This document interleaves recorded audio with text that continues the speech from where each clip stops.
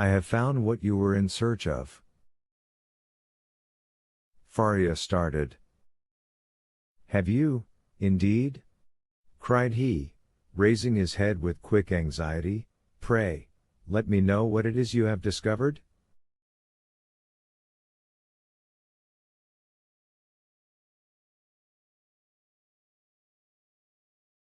The corridor through which you have bored your way from the cell you occupy here, extends in the same direction as the outer gallery, does it not?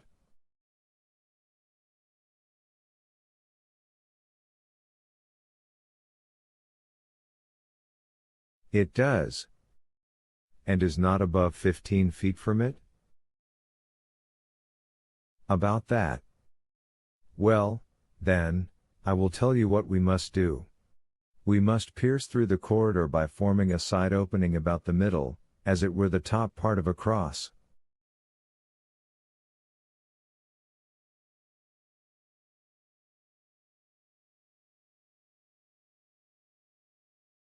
This time you will lay your plans more accurately. We shall get out into the gallery you have described, kill the sentinel who guards it, and make our escape.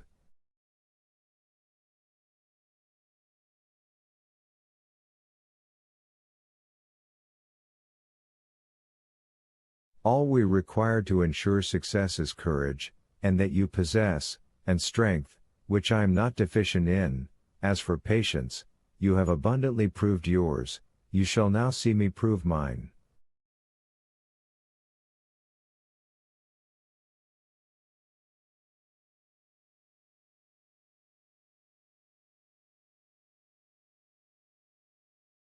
One instant, my dear friend, replied the Abbé. It is clear you do not understand the nature of the courage with which I am endowed, and what use I intend making of my strength.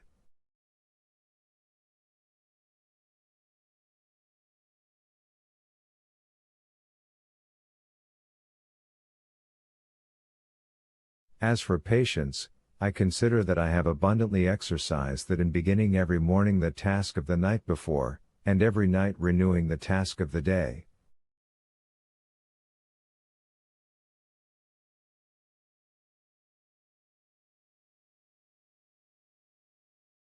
But then, young man, and I pray of you to give me your full attention, then I thought I could not be doing anything displeasing to the Almighty and trying to set an innocent being at liberty, one who had committed no offense, and merited not condemnation.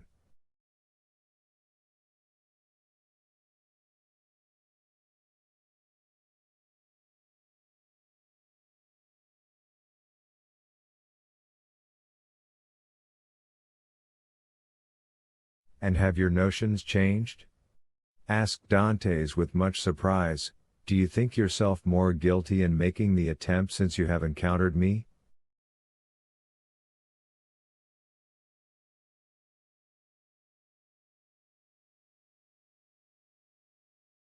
No, neither do I wish to incur guilt. Hitherto I have fancied myself merely waging war against circumstances, not men.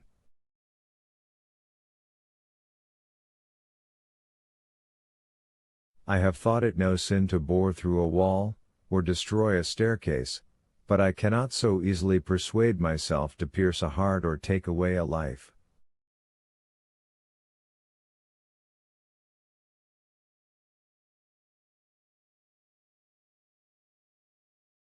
A slight movement of surprise escaped Dantes. Is it possible, said he, that where your liberty is at stake you can allow any such scruple to deter you from obtaining it?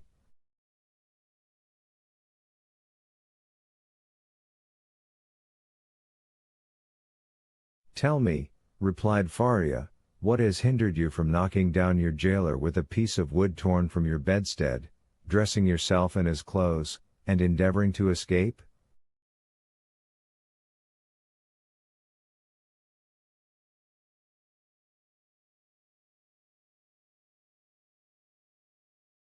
Simply the fact that the idea never occurred to me, answered Dantes.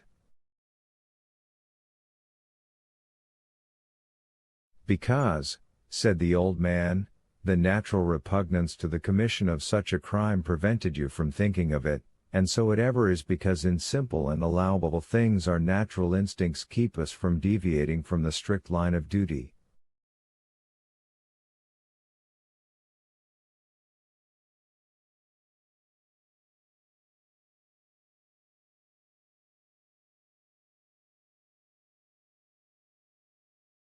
The tiger, whose nature teaches him to delight in shedding blood, needs but the sense of smell to show him when his prey is within his reach, and by following this instinct he is enabled to measure the leap necessary to permit him to spring on his victim. But man, on the contrary, loathes the idea of blood. It is not alone that the laws of social life inspire him with a shrinking dread of taking life, his natural construction and physiological formation.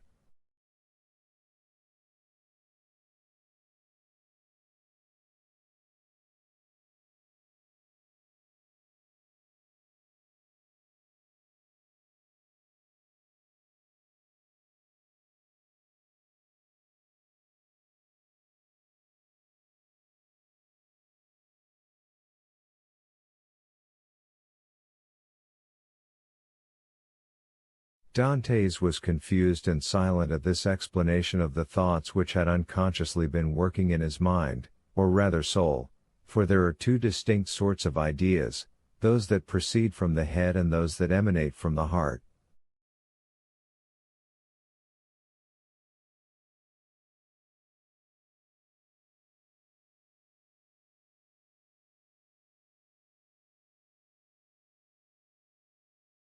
Since my imprisonment, said Faria, I have thought over all the most celebrated cases of escape on record.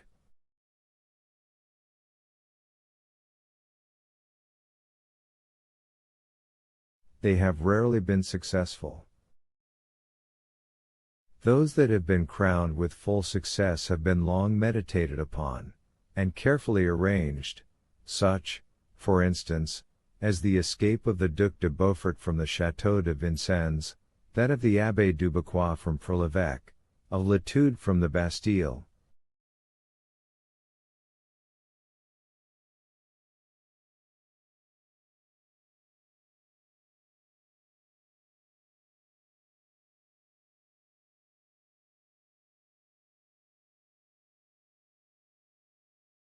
Then there are those for which chance sometimes affords opportunity, and those are the best of all. Let us, therefore, wait patiently for some favorable moment, and when it presents itself, profit by it.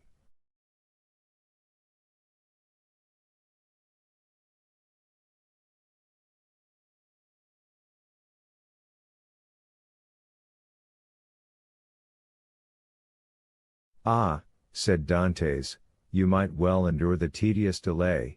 You were constantly employed in the task you set yourself, and when weary with toil, you had your hopes to refresh and encourage you.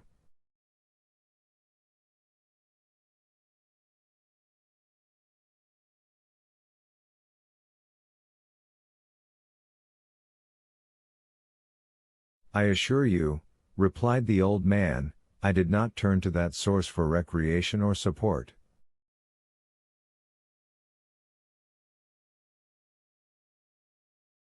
What did you do then? I wrote or studied. Were you then permitted the use of pens, ink, and paper? Oh, no, answered the abbé, I had none but what I made for myself.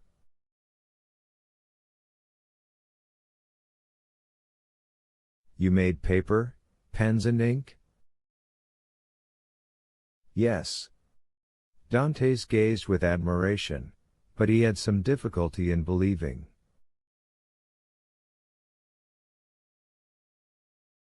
Faria saw this.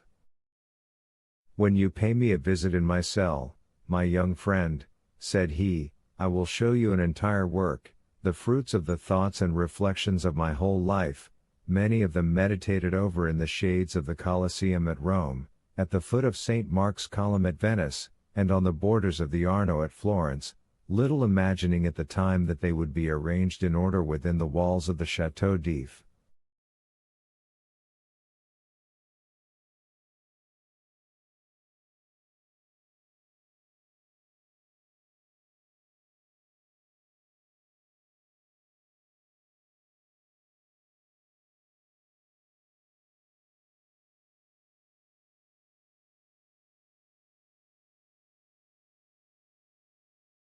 The work I speak of is called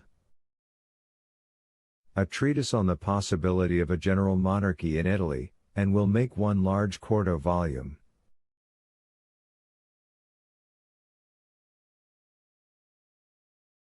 And on what have you written all this? On 2 of my shirts.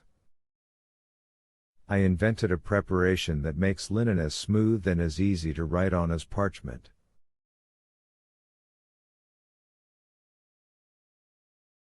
You are, then, a chemist? Somewhat. I know Lavoisier, and was the intimate friend of Cacanus.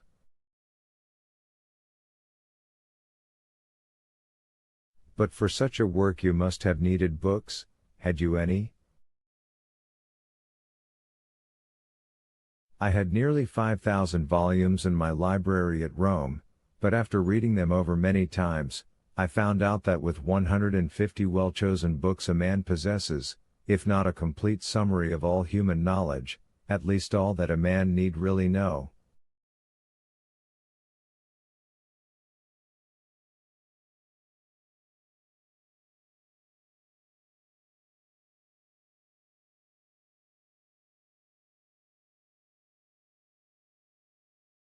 I devoted 3 years of my life to reading and studying these 150 volumes, till I knew them nearly by heart, so that since I have been in prison, a very slight effort of memory has enabled me to recall their contents as readily as though the pages were open before me.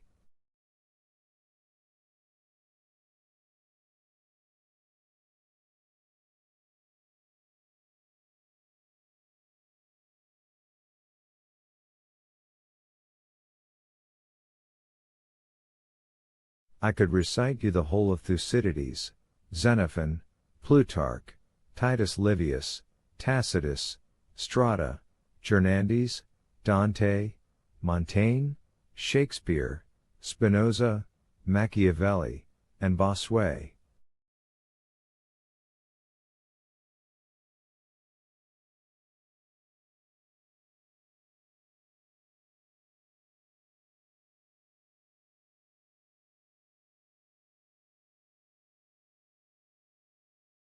I name only the most important.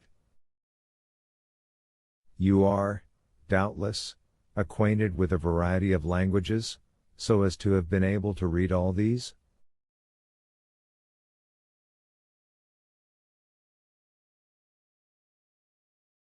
Yes, I speak 5 of the modern tongues, that is to say, German, French, Italian, English, and Spanish. By the aid of ancient Greek I learned modern Greek. I don't speak it so well as I could wish, but I am still trying to improve myself.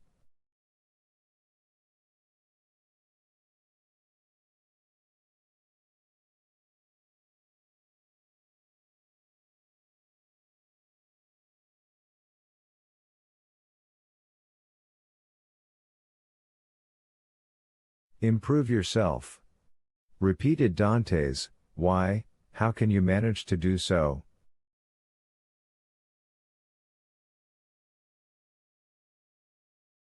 Why, I made a vocabulary of the words I knew, turned, returned, and arranged them, so as to enable me to express my thoughts through their medium.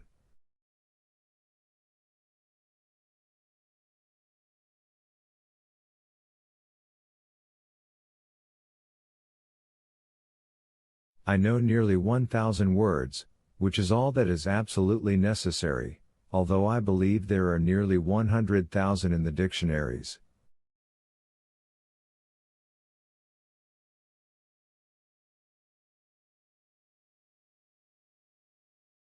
I cannot hope to be very fluent, but I certainly should have no difficulty in explaining my wants and wishes, and that would be quite as much as I should ever require.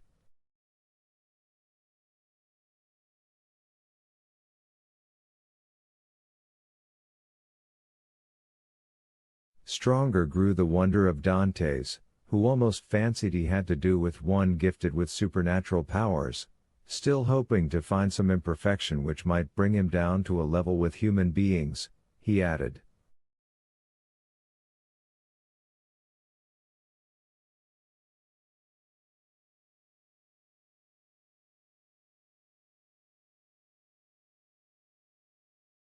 Then if you were not furnished with pens, how did you manage to write the work you speak of?